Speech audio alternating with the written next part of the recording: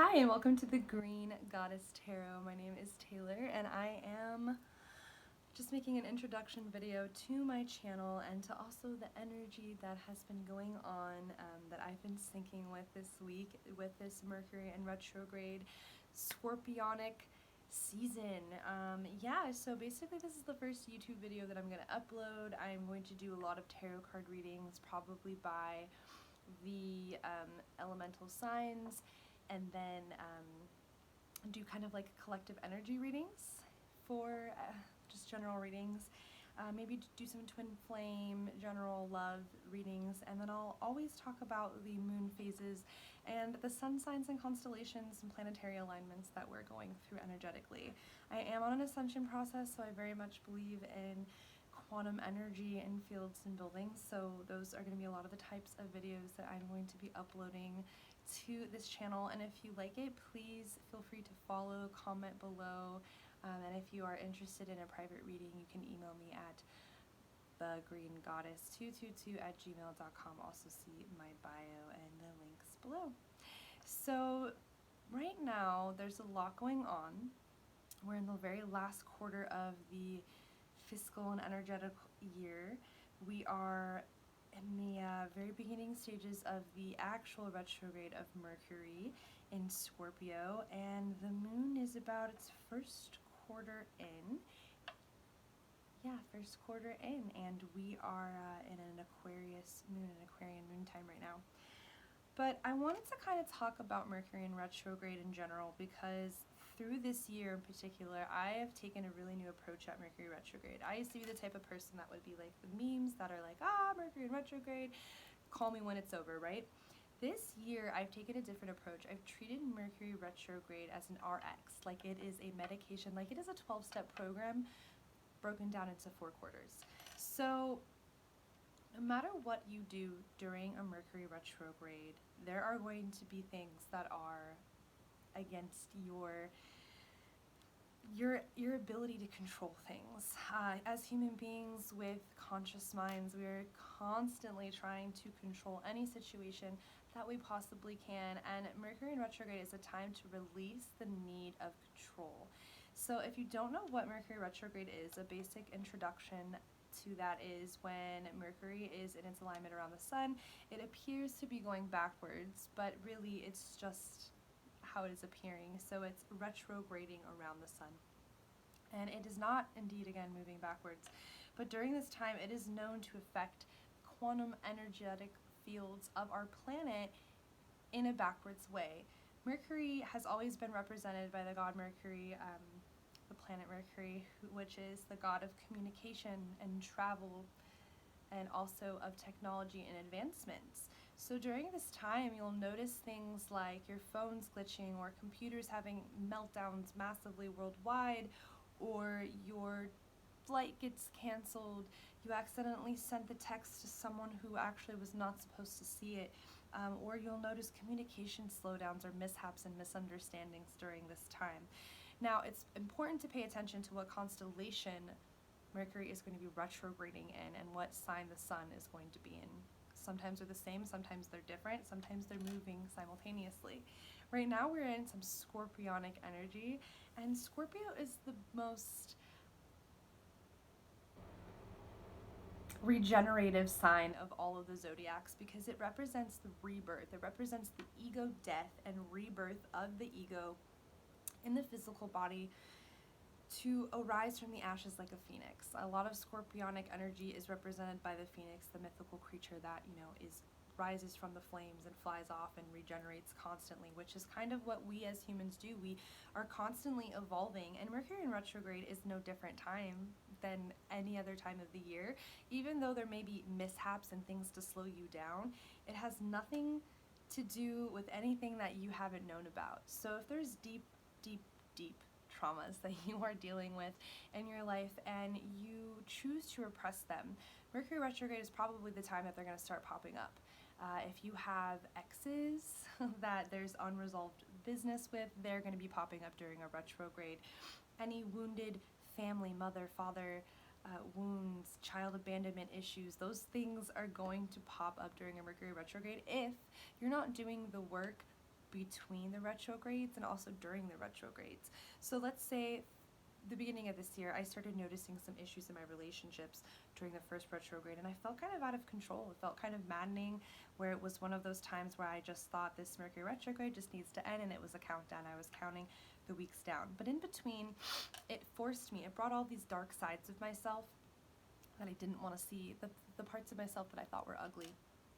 But bringing up to the surface, it made me put a light on them and just see that they're just parts that need healing, just need a little bit of extra loving.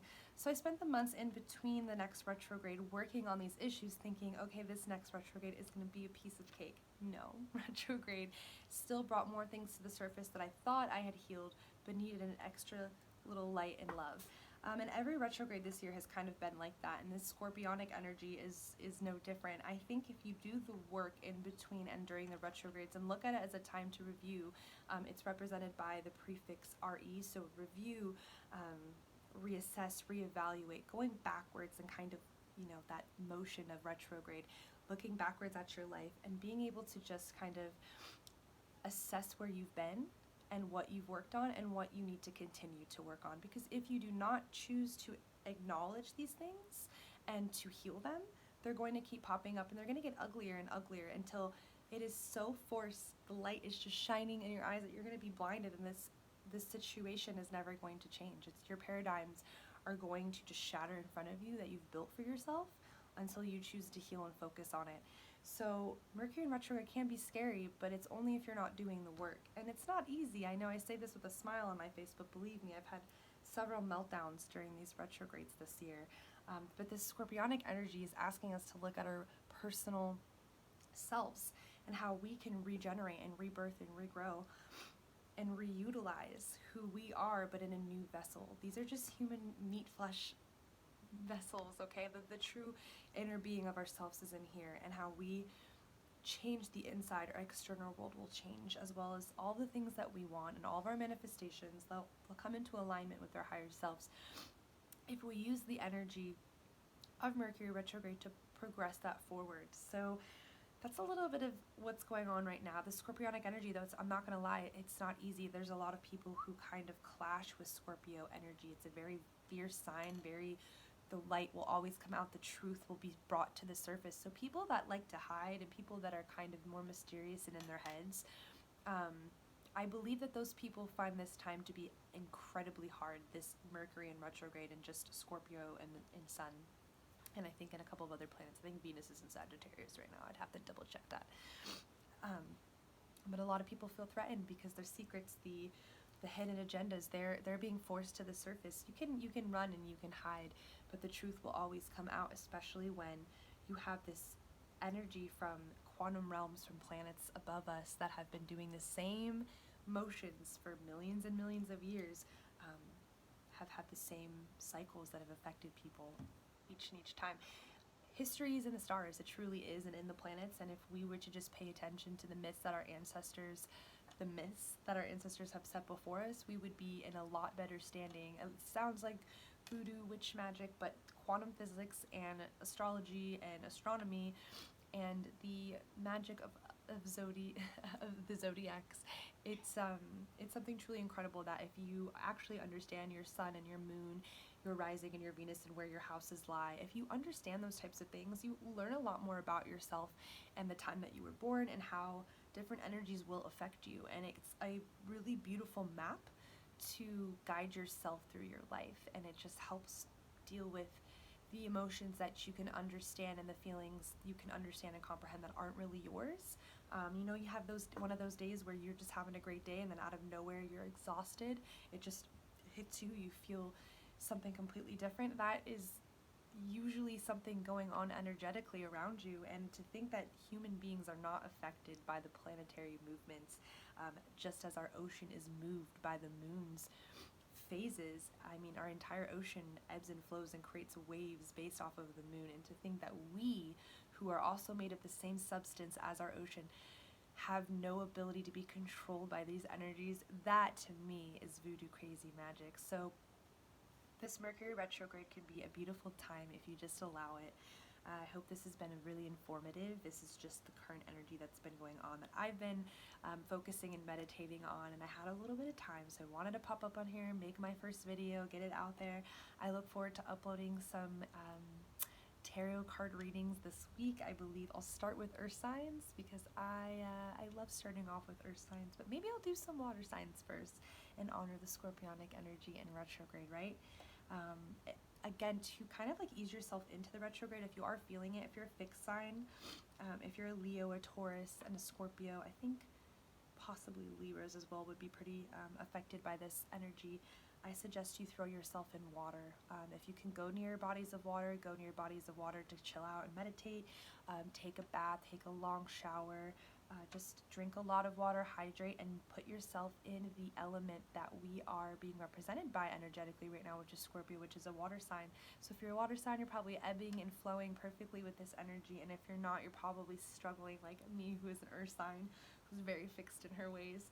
So I just suggest surrounding yourselves in water, and that's for any time we're in a sun sign or a moon phase or a planetary alignment that might be causing you to be a little bit drained. I suggest you look at whatever sign we're in and embrace yourself in that. So maybe if we're in a fire sign, you're near the sun, or you're near bright lighting, or you're just outside or near a campfire, and the air, you go hiking, or you're in nature and you're just feeling the wind on your face. Or if you're an earth sign and there's an earth, or sorry, I am an earth sign.